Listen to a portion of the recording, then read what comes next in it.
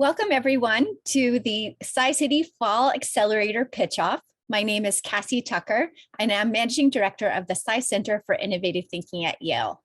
Our center's mission is to inspire students from diverse backgrounds and disciplines to seek innovative solutions to solve real-world problems. And tonight, you're about to hear from 12 fantastic teams doing just that, creating new innovative ventures, tackling today's society's most pressing needs. Each team will have 2 minutes to pitch, and then we'll open it up for questions from the audience. So get those questions handy and use the Q&A feature here on Zoom to submit when the time comes. Before we dive into today's event, I want to first take a moment and acknowledge the Indigenous peoples and nations that occupied this land before us. We acknowledge that Indigenous peoples and nations, including the Mohegan, the Mashantucket Pequot, the Eastern Pequot, the Schaghticoke, Golden Hill Pocasset, Niantic, and the Quinnipiac, and other Algonquian-speaking peoples have stewarded through generations the lands and waterways of what is now the state of Connecticut. We honor and respect the enduring relationship that exists between these peoples and nations and this land. Now it's my delight to introduce our accelerator coordinator, as well as our MC for the tonight, Janali. Janali, take it away. Hi, everybody. So I'm Janali, and I will be your MC for this evening. I'm a first-year master's student at the Yale School of the Environment, and I'm interested in sustainability-related entrepreneurship. And I've been coordinating this accelerator at SciCity. The 12 teams today represent a wide spectrum of industries and are at different stages in their startup journey. We have seen many of them transform in the last 8 weeks and cannot wait to share their ventures with you. So as Cassie mentioned, each team will have 2 minutes to pitch, and then we'll open it up to questions. So please put any questions you have for the teams in the Q&A feature that is at the bottom of your screen. And without further ado, I'm going to call our first team from planmemorial.com. So planmemorial.com is a free comprehensive website that helps people to plan the memorial for themselves or for their loved ones without relying on traditional funeral homes. I'm going to invite X and Kate from planmemorial.com to tell us about it. All right, perfect. Well, good afternoon, everyone, and thank you for picking us to go first. So who are we? We are planmemorial.com, and we want to reimagine memorialization. Our mission is to create an online platform that is navigable and beautiful, provides empathetic and informed guidance, and offers unique and affordable options for memorial planning. My name is X. I'm an MBA student at Yale, and today I'm joined by my co-founder, Kate, a master's student at the Yale Divinity School. Our third co-founder is Alex, an experienced funeral director. So what is a problem that we're solving today? Today, over half of Americans who die are being cremated. In the past, working with a full-service funeral home was required due to the complexity of the physical body as part of a traditional burial. Today, cremation has made it do-it-yourself memorials possible, but many people are still paying a lot of money to funeral homes to do something that they're fully capable of doing themselves. In addition, most people today are not tied to a religious institution or a funeral home. Instead, they prefer to leverage technology solutions to plan a memorial, no different than how they may plan a wedding, so they can save money and take a more active role in an event that is truly personal to them. Our solution is a free, comprehensive website to help people plan the memorial for themselves or their loved ones. We understand that death is complicated. The where do I even start feeling can be overwhelming, which is why we're designing a product that offers compassion and understanding to the broad emotional experience of memorialization. We're creating a product that is intuitive and easy to use, and we're shaping an experience that is healing for the client as we journey alongside them through this critical moment. We have an ambitious product, so we've broken our design into 5 phases. We're in the process of completing phases 1 and 2, which will guide the user through the experience with questionnaires, a comprehensive checklist, and a budgeter. In phases 3 and 4, which we will work on in the spring, we will help users to create online stationery manage guests, and remember the deceased through an interactive online scrapbook and obituary builder. Finally, in phase 5, we will monetize our products by creating an online marketplace to connect local businesses with our users. We have already successfully raised $100,000 from an angel investor to create the first 4 phases of our product. We are asking you to sign up to be our beta testers, offer us feedback, and introduce us to future investors to help fund the final phase of our product, the vendor marketplace, in summer 2022. Please email or call X if you're willing to be our beta tester. We look forward to hearing from you. Thank you so much. Thank you, X and Kate. I think, Kate, there was a little bit of echo at the end. So maybe you just want to repeat the last bit again about contacting X, and maybe X, if you could go on mute, because I think my gun lost. Sure. Our final ask is that you would be our beta testers, offer us feedback, and introduce us to future investors to help fund the final phase of our product, the vendor marketplace, in summer of 2022. And so you can give me or X a call if you're willing to be our beta tester. Our emails are also listed. Thank you so much for allowing me to repeat myself. Sorry for the tech difficulties. No, that's great. So we have one question that has come in, and it's actually 2 questions, I think. So the question is, will people really want a DIY memorial, and how will you make money from this?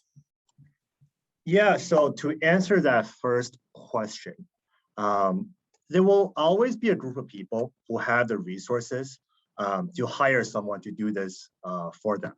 But we're arguing that every year the market is big enough that there will always be a group of people who may not be fortunate enough to have the money to hire a professional, or they may want to take a more active role in planning a memorial, no different than planning a wedding.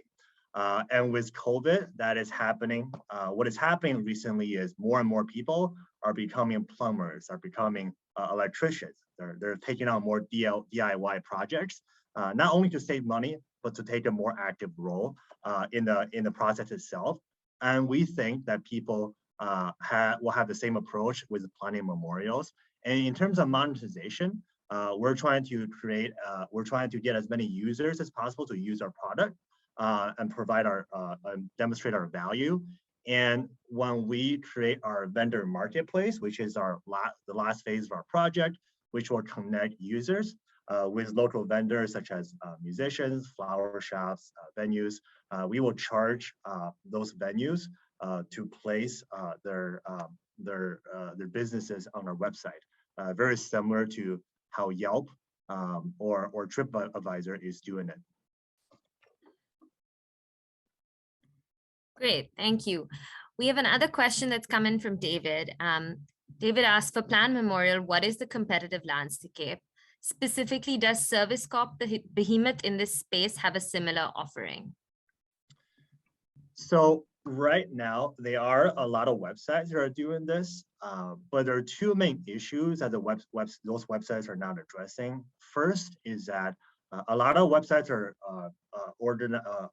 providing end of service or end of life services. There's no website that's specifically targeting just planning memorials. And the second issue we see in the competitive landscape is that most of the websites we see are very functional, right? It looks like a transaction. We want to actually become an intimate partner to the families because this is a highly emotional process. And this is why on our team, we have a funeral director, we have me as a business person, and then we have Kate, who is really bringing that religious expertise to make this product soft and relatable to people. So they would choose us, and so they will trust us to help them plan this very personal event for them. Thanks, X and Kate. We have some questions coming in, but I'm gonna have to move to the next team. The next team that we have is Catalase. Catalase is a medical software technology that aims to make cancer diagnostics more patient-specific and accurate. By combining AI with patient data, they hope to help oncologists make more comprehensive and correct clinical decisions. I'm gonna invite Dana, the founder of Catalase, to pitch her venture to you next. Thank you, Janali. I'm going to share my screen.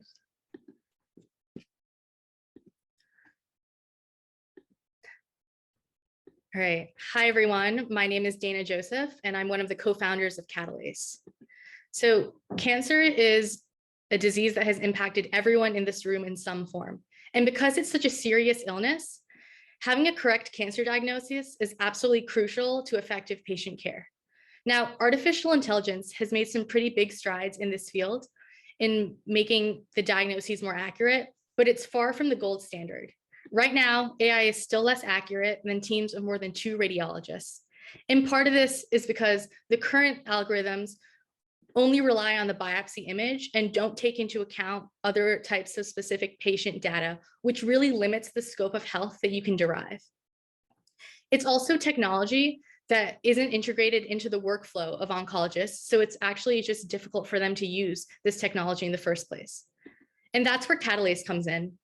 We're combining traditional AI imaging with precision medicine. And what this means is that in addition to the biopsy image that conventional algorithms use, we also have data inputs for patient characteristics and history, as well as blood panel and genomic information. All 3 of these types of patient data get inputted into our algorithms and weighed differently to create an output that describes cancer likelihood, relevant biomarkers, as well as therapy routes based on individual patient characteristics. We're currently working in the cervical cancer space and are working to integrate our standalone software into the electronic health record systems that oncologists use so that they have flexibility and ease of use. So right now we're making our software compatible with these electronic health record systems and building out the user interface and experience.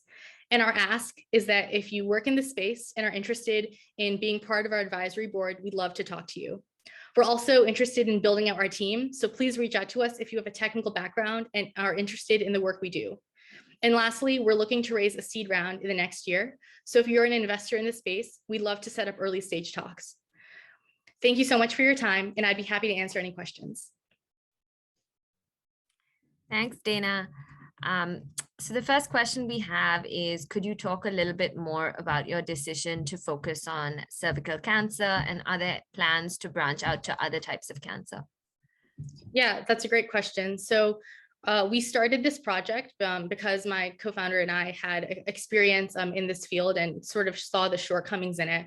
And right away, when looking at published data in this area, a lot of it that had really comprehensive sets were in the cervical cancer space, right? Because you have a complete set of pap smear images and then any other patient data that might accompany that in a published paper in the scientific literature. And so cervical cancer was a great place to start. Just because of all the wealth of data available in this space. And we're looking to branch out into other types of cancer with time. We think that restricting ourselves to one disease state for now and really getting it right with cervical cancer will make the transition to other disease states much easier. So really to keep it simple and to really get the product and the proof of concept correct, we're sticking to cervical cancer at the moment. Thanks. We have another question from Dylan. What stage is your detection algorithm at? What data sets and results do you have? Yeah, so right now, our algorithms are pretty competitive against other our competitors in the space. And so we have a 94% accuracy rate, and the types of data we use are from published data. So we have biopsy image. We also have blood panel and genomic information that we've also pulled from data sets that are publicly available. And so that's sort of where our data is coming from. And we think we are competitive in our space. And we also are having this additional component of integrating with the electronic health record systems that oncologists use, which we think puts us above our competition that sometimes act as like isolated labs and aren't as integrated into the oncologist workflow. Great. And we have another question. What are your plans for regulatory compliance and for clinical trials? Yeah, so right now we're looking into the FDA regulations, and we're not, right now we don't think that our IP can be back engineered. So we're less concerned about that. And more so, we're interested in getting FDA approval or at least the compliance for our software to be used in a clinical space and to be used especially for beta testing on patient data. We do have on our standalone system, we have onboarded some de-individualized patient data, and we're looking to do that to a greater extent, and hopefully our FDA approval or compliance will help us onboard more people in that regard. Thanks, Dana. We're going to go now to our next team, which is Pari and Jessica, who have co-founded Environmental Justice Index. So Environmental Justice Index helps corporations accelerate their environmental justice performance by providing data insights and tools. They use a proprietary assessment tool to rank companies based on their environmental justice leadership. I'm going to ask Pari and Jessica to take it away. Good afternoon, everyone. Welcome to Environmental Justice Index Pitch. My name is Pari Kasotia, and I'm the founder and CEO. And my name is Jessica Scott, and I'm the Chief Operations Officer. Pari brings 15 years of experience, including her work in New Jersey to pass a community solar program and the Clean Energy Equity Act. And Jessica brings with her over 15 plus years of experience in energy policy with the success of 11 legislative bills. Pari and I have watched as companies have started to report their environmental, social, and governance metrics, but what is largely missing from these reports is any direct action to address the disproportionate harm that climate change and pollution bring to vulnerable communities. The problem that corporations face is that they are under pressure to demonstrate leadership on these issues. However, there is no framework that measures corporate environmental justice efforts. EJ Index provides a solution by creating a path for companies to respond to consumer pressure and changing requirements of institutional investors. EJ Index will partner with corporations to help create a just and equitable future through inducing local change. So traditionally, ESG measures companies' aggregate performance. Environmental Justice Index, on the other hand, works towards making corporations active agents towards healthier and prosperous neighborhoods. So we utilize Fortune 500 companies that we break out by sectors, and we use a proprietary corporate environmental justice assessment tool that is broken out by 5 categories through which we measure a company's environmental justice performance. So on this slide, you can see our sample rankings for the tech sector and the retail sector. They all received points out of possible points of 47. And our biggest takeaway is that some of them are doing one thing or the other on environmental justice, but all of them are missing the mark on environmental justice leadership. So our ask for you today is to help us connect with your network, with people who may find our venture interesting, and also help us identify any funding opportunities to expand our venture. We thank you for your time. I have my email there if you want to get in touch. Thank you. Thanks, Pari and Jessica. So the first question we have is, how does your index differ from other ESG indices, and what is your revenue model? Yeah, so we reviewed some of the existing indices, and I'll give a couple of examples. So B Lab and Just Capital. So B Lab looks at companies who want to be recognized for the environmental justice leadership that they have.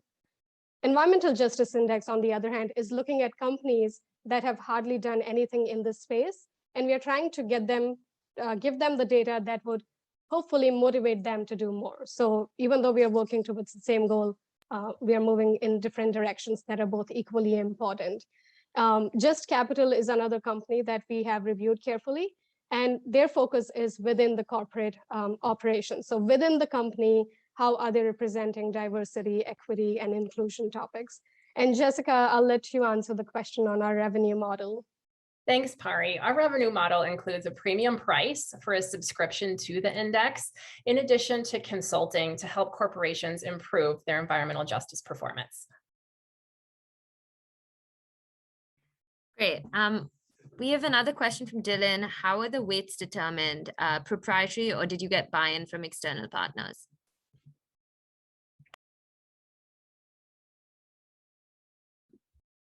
Sorry, I was on mute. So we are right now developing our index, and our goal is we individually review the ranking with our partners or corporations that we are working with, and make sure that they are at a comfortable point with the way we are ranking.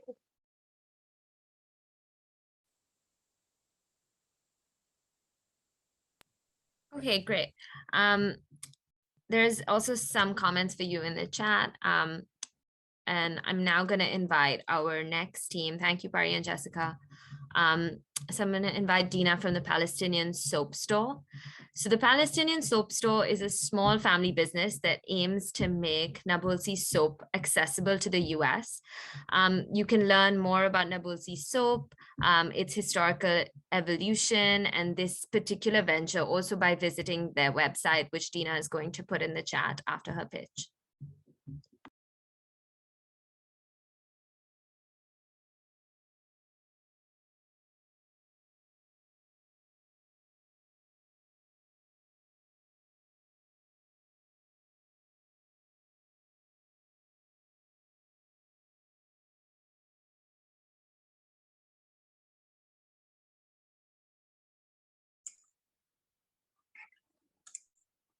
Sorry, I was on mute. Hello, this is a bar of Nabulsi soap. Its origins date back over 1,300 years. Small-scale factories have been operational in the city of Nablus since the 12th century and managed by Palestinian families for generations, drawing from a long tradition of artisan labor. It's the premier vegan soap made from locally sourced ingredients, and is the first alternative soap in response to detergents and soaps made with animal fats. As customers today become increasingly aware and thus more concerned with potentially harmful chemicals and detergents and artificial scents in their cosmetics, we found consumers like us are increasingly impressed with using Nabulsi soap, which is made with only 3 ingredients: olive oil, water, and ash. Although Nabulsi soap has deep historical significance, it is not a relic of the past. On the contrary, customers have loved this product because of its purity and its utility. We are a small family-run business, and our goal is to make this soap available to the US market and to sell it online for the most affordable price possible. We founded the Palestinian Soap Store in July and have been astonished by the interest. We are shipping more than 200 bars of soap a day, and the constraints so far have not been consumer demand, but rather keeping up with over 12,000 bars needed of soap in stock each month. Since opening, we've established a Palestinian-run supply chain. We've hired 2 part-time women employees on site in Nablus, and we are developing relationships of trust with factory owners and soap makers in Nablus. With the help and mentorship of Size City, we've identified important ways to protect and sustainably grow our small business. But here's the bigger picture. We're not just selling soap. We've designed the Palestinian Soap Store as an educational experience. We want to create conditions for people to learn about people and family-centered economies. And we wanted to create conditions where Palestinian artisans and American consumers can attain fair and transparent exchange, which everybody deserves. So we'd love it if you would follow us on social media, and we'd love it if you would buy our soap. And if you are interested in buying the soap and want a discount, become a member. Thank you. Thanks, Dina. The first question that we have is, what is the price of each bar of soap? So we're selling the bar, depending on the volume, anywhere between $3 and $4, but on average, it's about $3.35.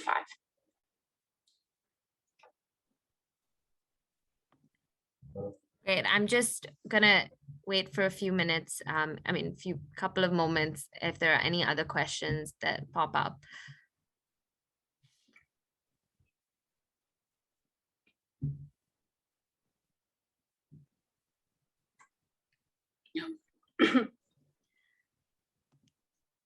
Okay, since we have no other questions, I think we have,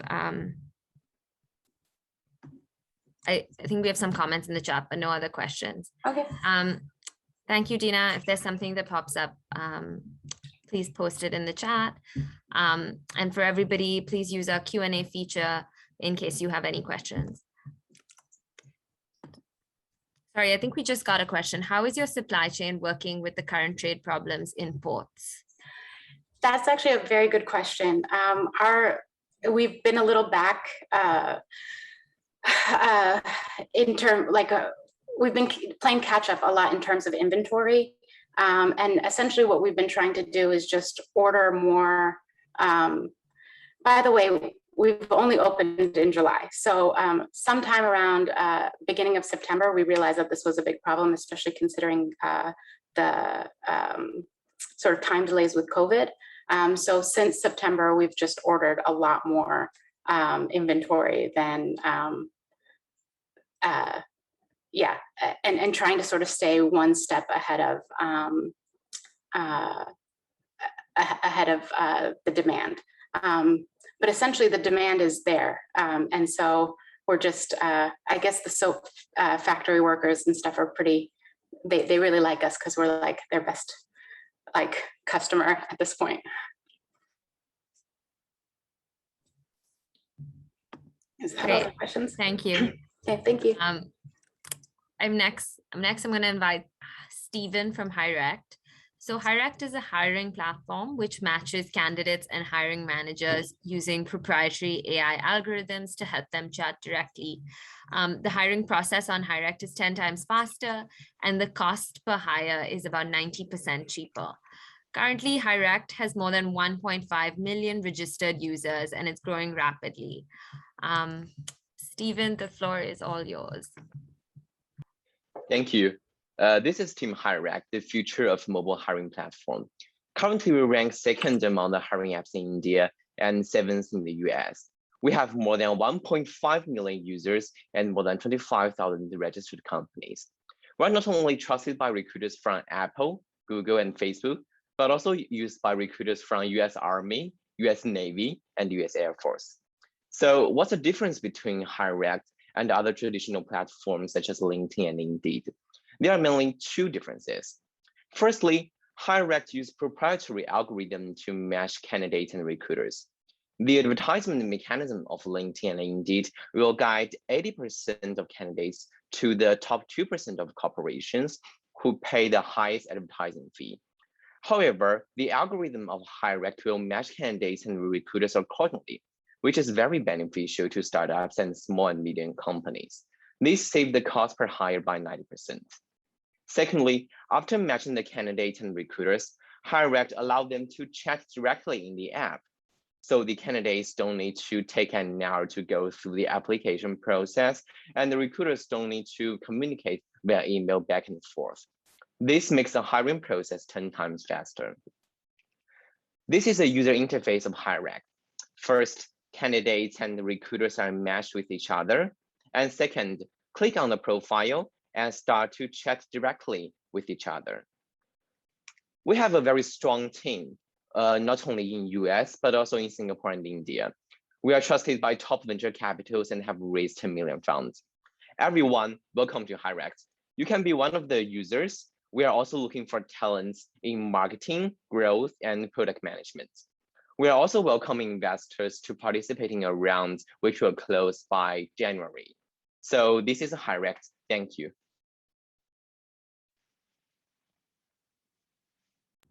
Thanks, Stephen. I know you touched upon this, but we have a question saying, what is the difference between Hirect and other hiring platforms such as LinkedIn and Indeed, and why are you sure that it is superior to these two? Okay. I think it's on this slide. So firstly, as I have previously mentioned, for LinkedIn and Indeed, their advertising mechanism will guide 80% of candidates to the top 2% of corporations. However, our algorithm will collect all the information and match candidates and startups and candidates and companies accordingly, which will be beneficial to the underrepresented startups and small and medium businesses. And secondly, we allow them to chat directly. And actually, we have surpassed a lot of competitors in the Indian market, and this is the reason why we enter the US market. And so this is the reason. Great. We have a question, where is the company registered and what is behind your choice of location? Yeah, that's a very good question. Our US branch is registered in the in US, and also we have a Singapore company registered in Singapore, and we also have, and our India firm is registered in India. So this is actually a united company of HiRect.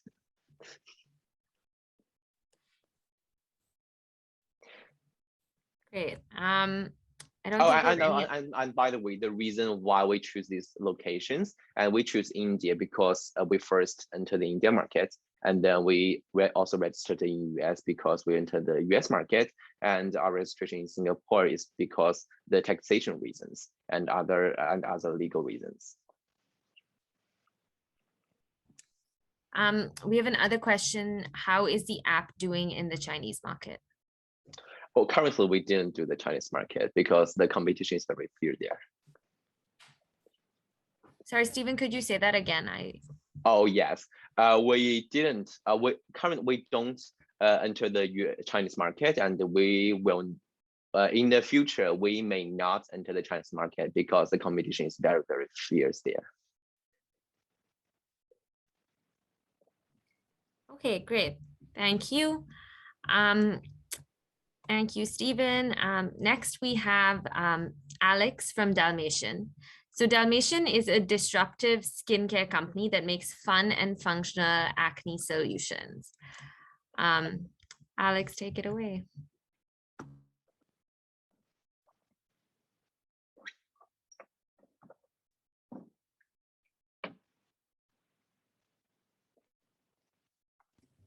Sorry, I was muted. 1 second.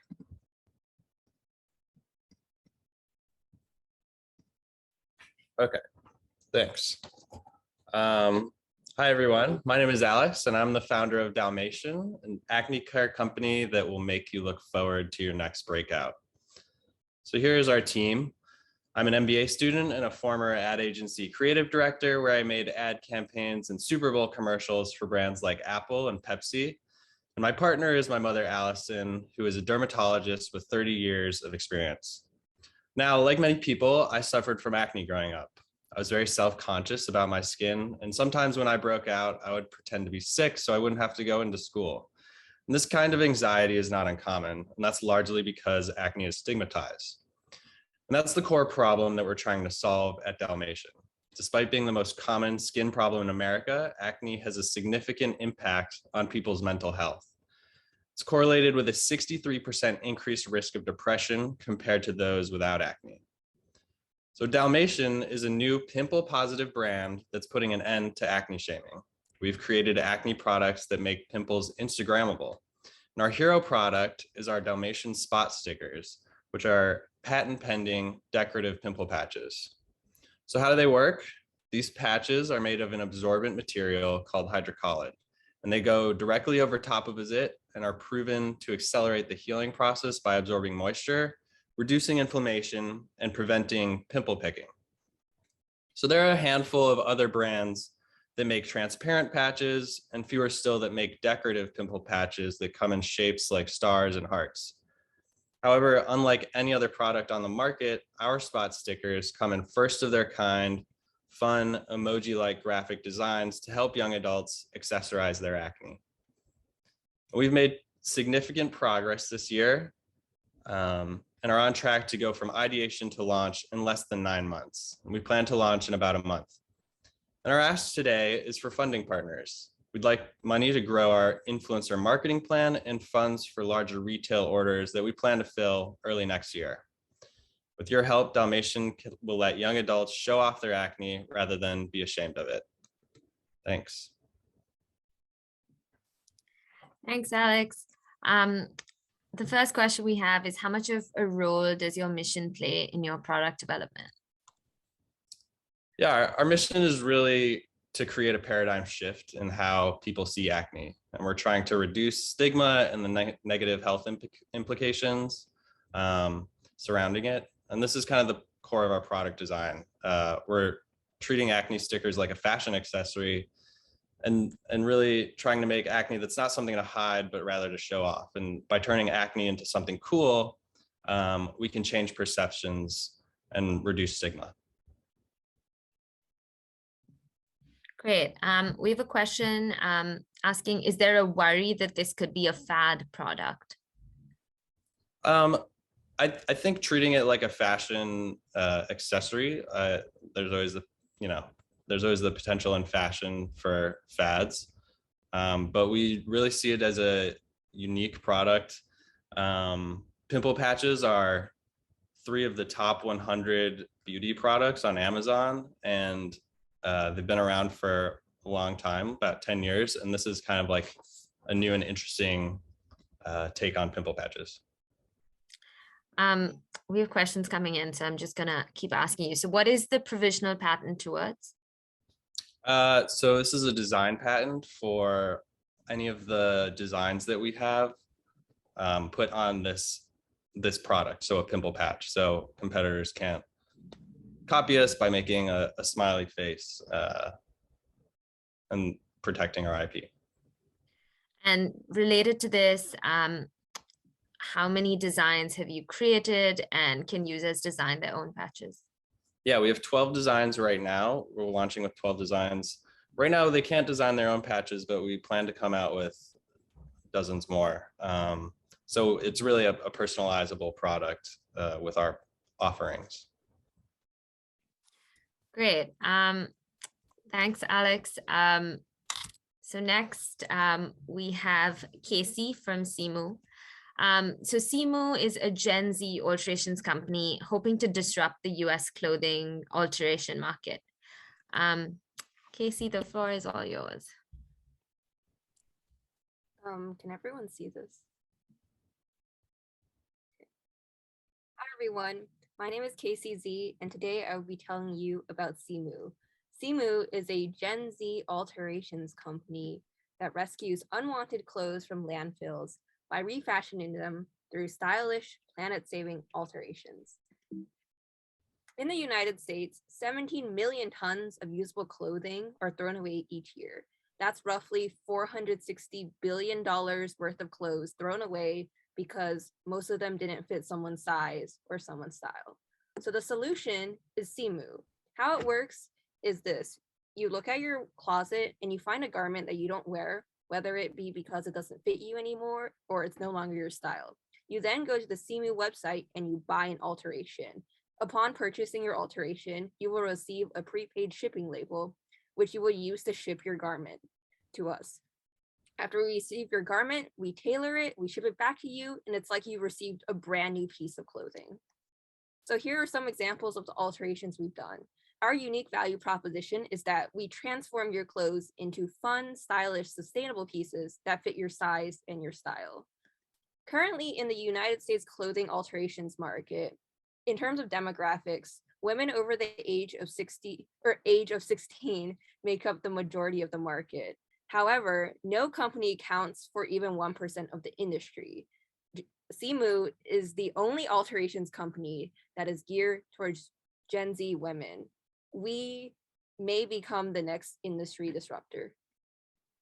So far, we have diverted around 100 pieces of clothing from landfills in 5 hours. We have now become a client of Yale Law School's Entrepreneurship and Innovation Clinic, which means we receive free pro bono legal advice. And we are on track to become a Delaware public benefit corporation. Our ask today is to find an advisor with experience in supply chain and logistics. Thank you so much. Thanks, Casey. So we have a question about what are you doing now to build Simu going forward? We are currently doing customer discovery because we see 2 ways of potentially moving forward with this venture. One way is doing an e-commerce site where we just sell clothing we've altered. And the second potential way of growing is to become like the alterations company where we only sell alterations to Gen Z women. That's what we're currently doing.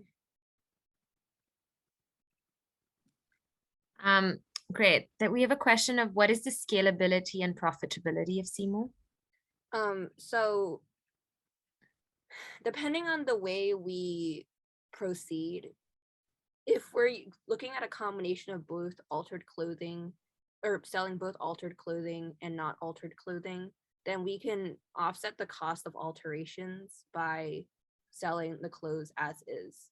If we're proceeding as an alterations company where we only tailor people's clothes, we're looking to potentially hire people that have sewing experience but are not necessarily tailors. So we're thinking like stay-at-home mothers, refugee women, who can help us create our products, but because they don't have the professional expertise necessarily, we can like pay them at a slightly lower price than say your average tailor. Great. We have another question. Can customers choose what style or type of alteration they want? Yes. Great. And then we have another question saying, who is the team responsible for doing the alterations? Are they designers?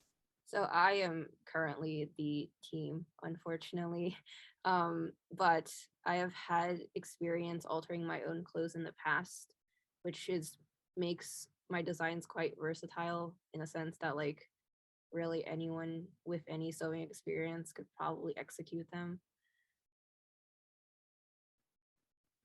I guess like to add on to that, our alterations typically are inspired by the current trends. So we see ourselves as a potential competitor to fast fashion. Great. And then we have one more question saying, how long will the alteration process take? It depends on the alteration. Okay. Maybe if you want to give more specific details in the chat about alterations, because we've had a few questions about alteration timelines. Great. Thank you, Casey. Next, we have Gloria and Joe from the New Muses Project. So the New Muses Project is an initiative that offers an accessible, curated experience to help classical musicians and art institutions fulfill their need to diversify in order to maintain cultural currency. They are the only company that combines musical scholarship performance with diversity, equity, and inclusion. And they are aiming to tackle issues of representation more holistically. Hi, everyone. Thanks for this opportunity. Just a quick note that as I pull up the slides, which I'm doing right now, we do have an interactive question near the beginning. So do be ready to type in the chat.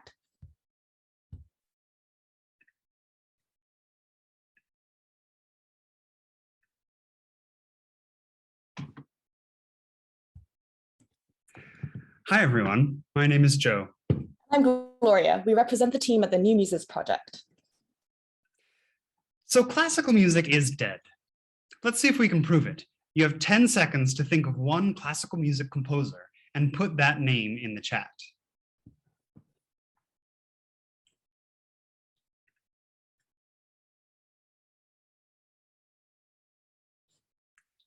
Berlioz, Bach, Mozart, Beethoven, Schubert. So it looks like classical music is not only dead, but it's also white and male.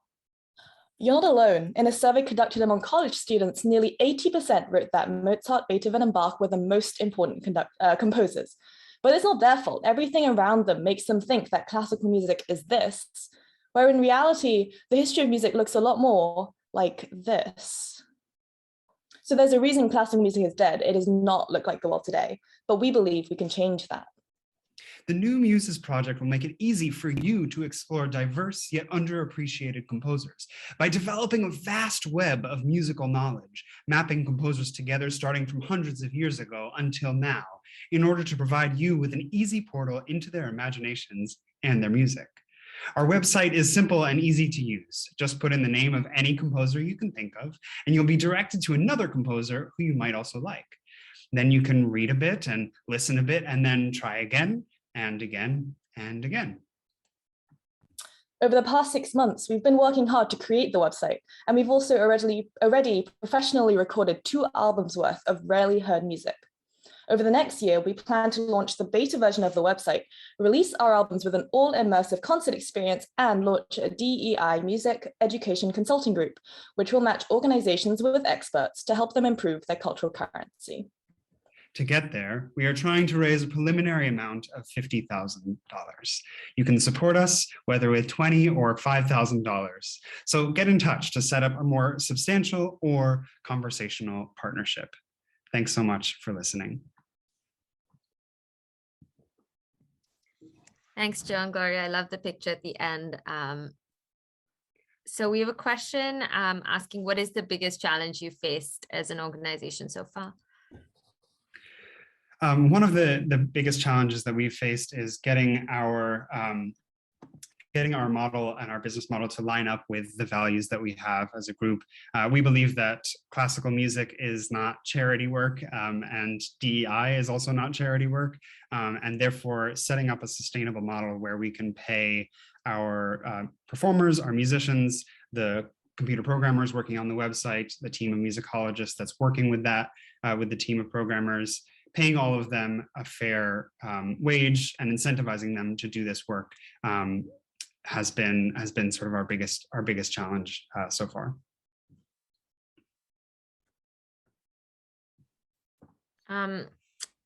We have a question. What will you use these $50,000 for? Would love to learn more about your cost structure. Yeah, I can pull up that slide again, actually. Oops, that's not the right. Okay, here we go. Is everyone seeing the slides? Yes, feedback. Sorry, I think my computer went. Yes, yes. Okay, cool. So yeah, there's a breakdown here. $10,000 go to launching the website. The money will primarily go to a team of musicologists who have to create these profiles with, biographies, lists of important works, external links, further resources, for over a database of over 200 composers. So that's quite a lot of research. And as Joe said, it's not charity work. We don't believe it's charity work, and so they should really get paid for the work that they're doing. We'd like to record our third album, and $20,000 will go towards that. So that will go towards hiring professional musicians, hiring the audio and video engineers, and also renting space. And then finally, the launch event will sort of be hopefully this sort of large, all-encompassing, exciting event in which we can invite back everyone who's helped us get to where we are now, and also, to have that be a multimedia sort of concert experience. So again, paying musicians, paying engineers, and so on. Thanks, Gloria. And we have a question that's in the chat, which is, why do people need to find a music composer similar to someone else? Who will use it? What is the target segment? Yeah, so our target segment is, as we said, large arts institutions, but also schools and individual musicians. There is a market for music education consulting, developing curriculum for both every level of education, K through 12, and also college level, where we can help by providing our DEI consulting, music consulting services. So matching up composers with composers from historically marginalized backgrounds with the needs of any point of a music curriculum for a certain school, music department, conservatory, but also the programming needs for an arts institution like a symphony orchestra or an opera house.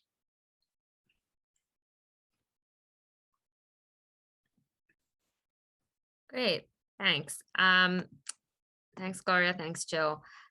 So next we have iTalent. So iTalent provides a revolutionary talent assessment technology using AI and big data to analyze coding projects, papers, tech posts, patents. They are able to quantitatively evaluate a person's skill in over 2,000 aspects and then empower the entire HR industry.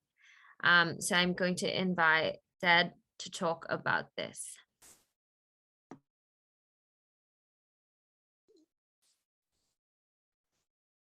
We could see your screen. Yeah. Yeah. Hi, everyone. This is Songjian and Jack. I'm the co-founder of iTalent.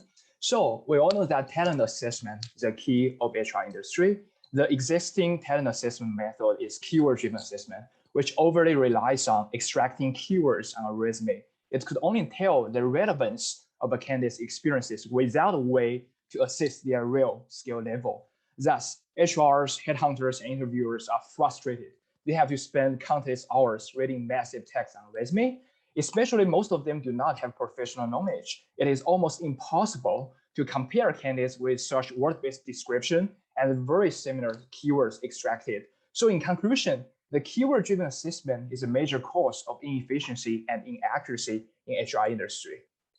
So iTalent proposed skill scoring as a revolutionary talent assessment solution. Instead of a resume, we focused on big data from more than 40 plus platforms, including GitHub, Stack Overflow, and Google Scholar. We then use AI technology to analyze talent's coding project, tech topic discussion, patents, and papers. Finally, our technology quantitatively evaluates candidates in over 2,000 of skill aspects. This skill aspect range from general aspect like coding skill, engineer ability, to detailed aspect like front-end development and natural language processing. So as a result, iTalent improves talent sourcing, applicant screening, candidate answers, and interview. Now we have three powerful products. First, a one-stop talent acquisition suite. The second, an independent talent assessment module. At last, we are able to integrate skill scoring to any existing recruiting platforms. As iTalent, we are the first to create a more efficient, more holistic, and more accurate talent assessment. And regarding the team, I had a 10-year relationship with my co-founder, and this is our second startup. This time, we are lucky to have experienced engineers and dedicated AI researchers as part of our team. Regarding the traction, we finished our first round fundraising during September, and we are now looking for SaaS sales and digital marketing talent to join our team. We would appreciate if anyone could introduce related talent to us in the future. Thank you. Thanks, Jack. So we have a question saying, could you talk more about your team and why do you think your team could be successful? Yeah. So regarding the team, as I have mentioned before, I believe the reason we can be successful is that the strong bonding for our team. Personally, I had a 10-year relationship with my co-founder, and this is our second startup. And regarding the rest of team members, we somehow has like collaboration experiences. So yeah, because for startup and the very early stage, we do not have fundraising, so we have to work for passion, and the motivation is extremely important. So this is the reason we believe our team and the strong bonding team will be succeed. And the next reason is that I believe our team has all the skills required to build such a technology drive product. You can say we have experienced engineers from Google or Morgan Stanley, and we also have dedicated researchers from the premium institution around the world.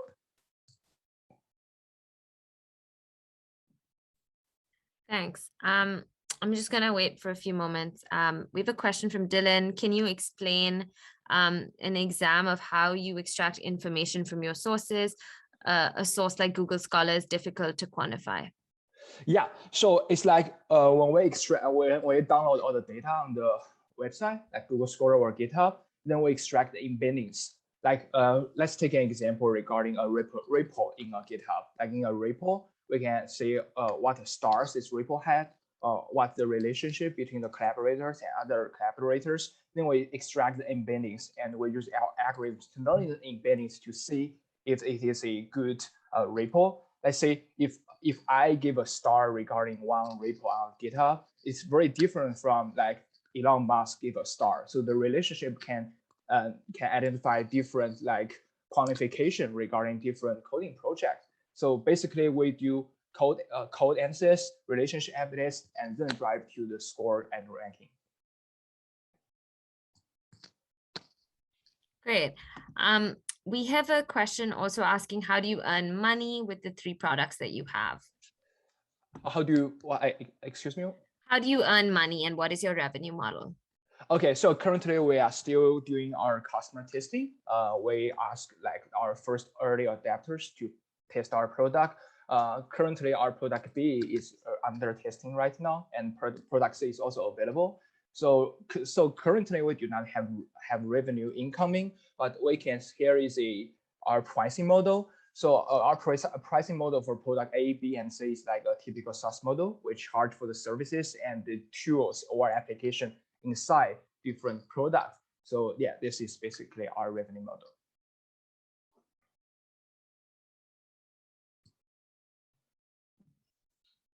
Great, thanks, Jack. Thank you.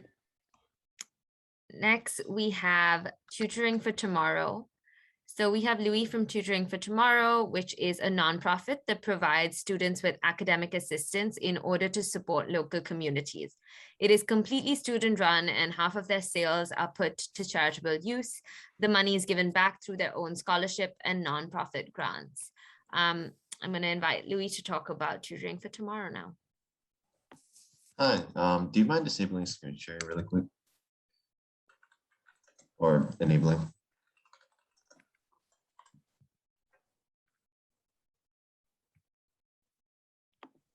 Yep, just.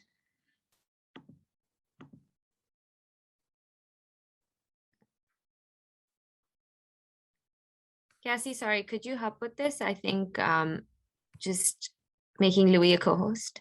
Yeah, I think you're Oh, good there now. we got it. All right, so hi everyone. Thank you for being here. Today I'll be pitching Tutoring for Tomorrow, which, like Janelle said, is an educational nonprofit. So essentially how it works is that we recruit high school students at various large public high schools. And we try to create a gig economy model for tutoring, where we essentially get clients in the area and then we match them best as possible. Because essentially what the problem is that let's say you just end up with a regular tutor, then it could be possible that they're unfamiliar with the specific class or teacher that you're having. Whereas if you go with us, then essentially what we do is that not only do we have flexibility in terms of getting to your location or just meeting up over Zoom, then we can also match you based on understanding what the teacher's specific needs are. And then we can better improve your grade or your test score or whatever it is you're looking for. So Tutoring for Tomorrow focuses on three main things. One, outside of our private tutoring model, we also offer free tutoring on Wednesdays after school at various middle schools. And also we provide Olympiad training, which is a form of competition, which we hope to foster creative problem solving skills through. Beyond that, we also believe in accessibility. So students on free and reduced lunch automatically qualify for free tutoring.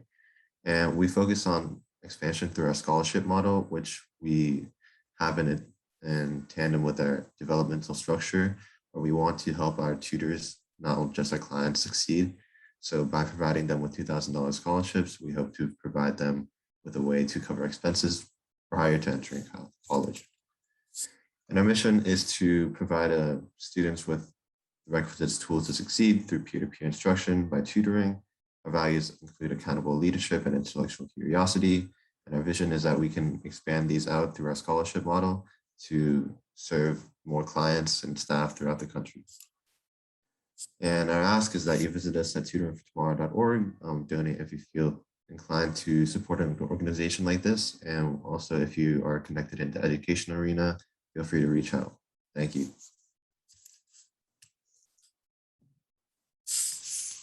Thanks, Louis. So we have a question. What are your future plans for growth? Yeah, so essentially what we want to do is that we want to, so right now we have the gig economy model, but we also want to partner with schools, specifically Title I schools, to contract with them in order to get more clients that way and also have a developmental structure for their clients.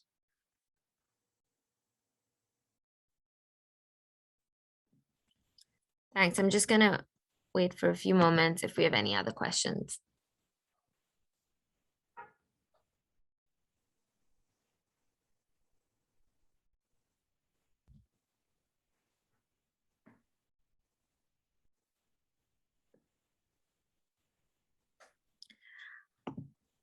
We have a question asking, have you explored partnerships with government entities? No, but we have been looking to pursue government grants. So that is definitely our next step. But in terms of Title I schools, those do have the government relationships. So in that regard, yes.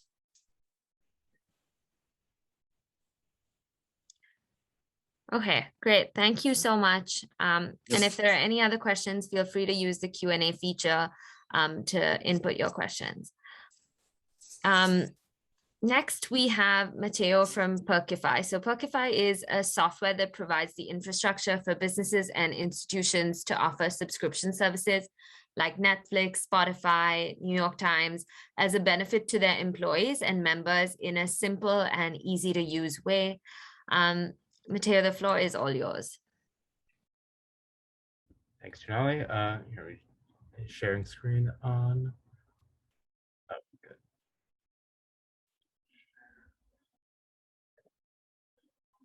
Present. Hi, everyone. My name is Mateo Caraba, and I am the co-founder of Perkify. Perkify exists as the solution to two different problems, one of which you're probably very familiar with, that there's a huge shortage of workers, in particular for jobs that don't necessarily require a college degree. This has led businesses to do some pretty crazy things to attract new workers. Some, like Target and Amazon, are offering to pay college tuition for their new associates, which is really great for those that get to work there, but it leaves small businesses and really even medium and large businesses that aren't quite as well resourced out in the dark. So a few months ago, me and my partner sat around and thought about ways that everyday businesses could make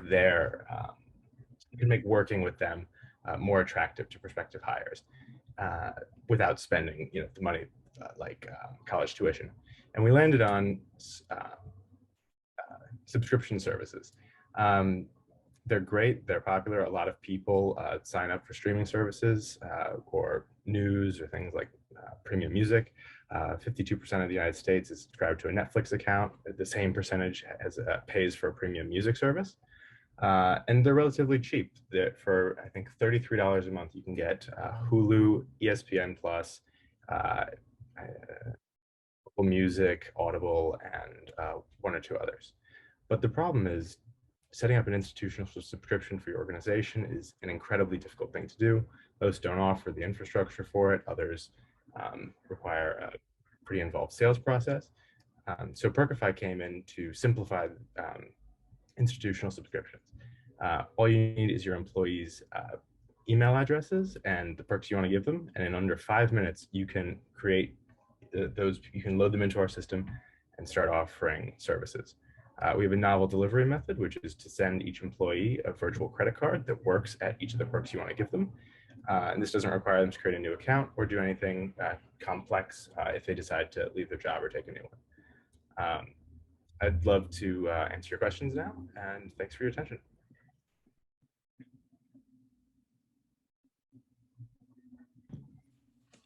Thanks, Mateo. The first question we have is, how has Perkify adapted its product or marketing strategy to take advantage of current events like COVID? And is there an increased demand for labor workers at this time? Yeah, so there's definitely a hugely increased labor demand. And one thing that we've found when we're talking to prospective customers is that they want to have a reason to start offering these perks.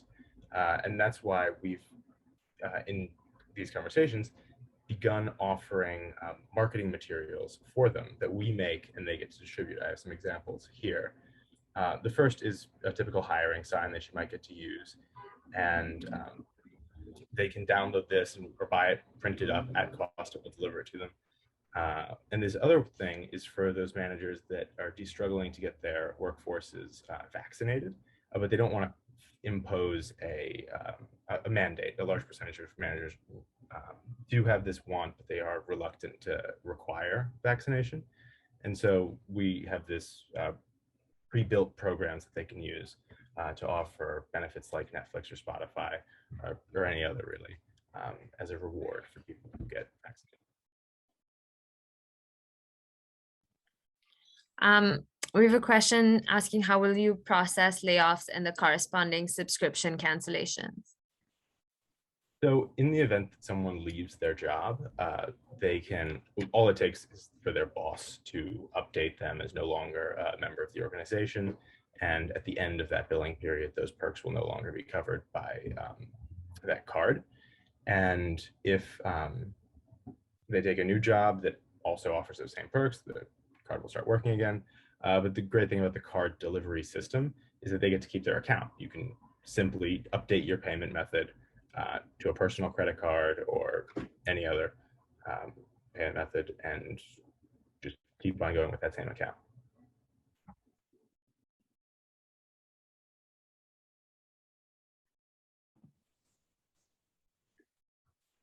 Great. I'm just going to wait if there are any other questions. We have a question in the chat saying why use a card rather than a reimbursement? Because it's an easier way of centralizing the system. If they use their personal credit card and then have to submit a reimbursement request to their HR manager, it's a relatively high touch process that involves a fair bit of back and forth between employees and managers, whereas they can use this card and forget about the whole process. It all gets handled in the back end by us. We have a question asking who owns the institutional subscriptions? Do you hold them centrally or does the business manage theirs after signing up with you? The business manages theirs after signing up with us. We are just providing the infrastructure for the businesses to deliver these services to their companies, or excuse me, to their employees. Great. And the last question we have is, have you launched? If so, which services and customers have you served already? We have launched. Actually, we're in we're in a few businesses in New Haven, serving I think a few dozen, getting out there with employees right now. We currently support all of the subscription services that you saw in my earlier graphic. Maybe I can reverse slides back here. And so far, our plan is to continue expanding in the New Haven area and then consider potentially fundraising and expanding nationally and taking advantage of the current economic climate, which is a pretty good tailwind for us. So if you actually work anywhere where you'd like your boss to start offering to pay maybe your Netflix subscription or your Hulu bill, shoot me an email or send me a text. I'd really love to hear from anyone who has any, who works anywhere they'd like to have Perkify offered. Great. Thanks, Mateo. And now we have the last pitch for the day. Last but definitely not the least. So Migo is a company founded by Jamil. It used to do business under the name Slinker, and it is engaged in the light transportation industry, such as e-bikes, e-scooters. They are striving to scale up climate action by accelerating the electric mobility revolution. Take it away, Jamil. Hi, thank you, Janani. Hi, I'm Jamil. Well, I'm founder of Migo Inc. We are focusing on providing products and services in the electric micromobility industry. Billions of people around the world are suffering from commuting every day, such as public transportation has become less safe because of COVID. And in the increase in traffic congestion make driving a car more time consuming, and driving a bike is more strenuous for long distance commuting. We are seeking to solve this problem, make the trip less strenuous. Then we have our business. Our business is micromobility as a service. We design, manufacture electric bicycles. And in the meantime, we are developing an app trying to cultivate the awareness of individual carbon emission. This is a very huge market with a $100 billion global market size in 2020. In the next 2 years, we are targeting the US $1.2 billion market. The market size is growing much faster than expected for some reasons, such as the increasing demand for private transportation in the post-COVID era. The US government is encouraging consumers to use e-bike for commuting and the climate change initiative, etc. Currently, we have 23 dealers throughout the US. We sold more than 2,000 bikes, and we generated $2.2 million from last year. We are raising money, and we have a specific plan for our business expansion. We are confident to be an influencer in this industry, partially because we have a strong execution team. We have diverse background and cultures from both hardware and software sides. At this point, we are doing business in e-bike company in e-bike industry, but we are much more than an e-bike company because we are engaging ourselves in carbon emission, and we are taking climate change action by accelerating the electric micromobility revolution. Thank you for your time.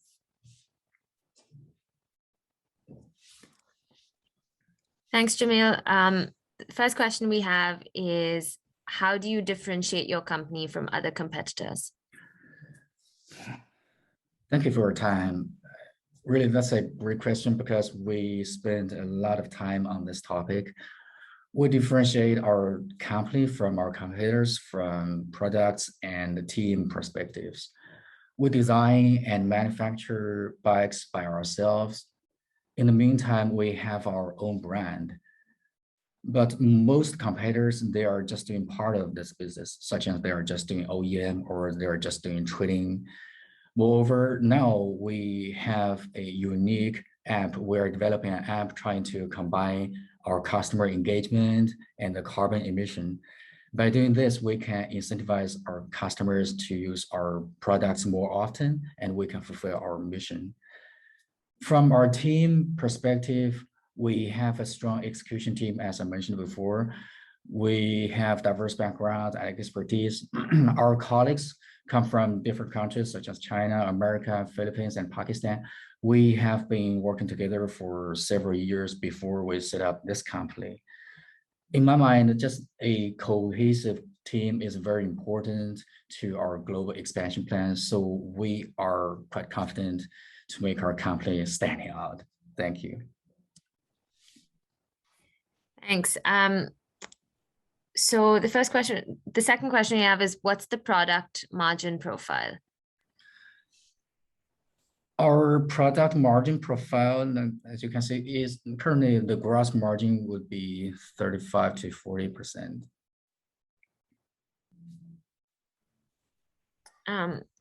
Great. Okay. And then we have a question saying, how do you build your brand in the United States? Yeah, that's a great question. I think for us, it's easier to build a brand in the US because we have more than 6 years OEM business in this industry. We have some existing customers or dealers in the US, even in some other countries.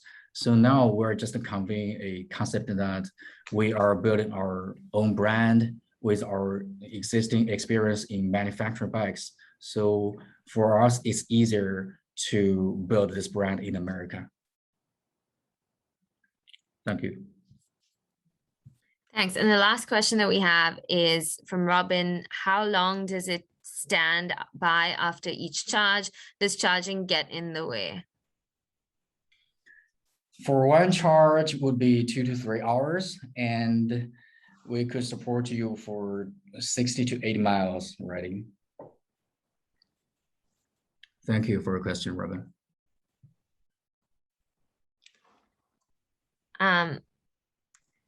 Great. So that was our last pitch of today. Before we wrap up, I just want to say thank you, everybody, for joining. Thank you for being so engaged, coming up with interesting questions and supporting all our accelerator participants. Thank you to all the accelerator participants for putting in so much work over the last 8 weeks. It's been really great to work with you all. And lastly, thank you to everybody at SciCity, especially the venture advisors, Margaret, Kofi, and Justin, and all the other mentors in the SciCity team who have supported the accelerator teams during this journey. For more events like this and to stay updated, please subscribe to the SciCity newsletter. You can find the link on the website. Thank you, everybody.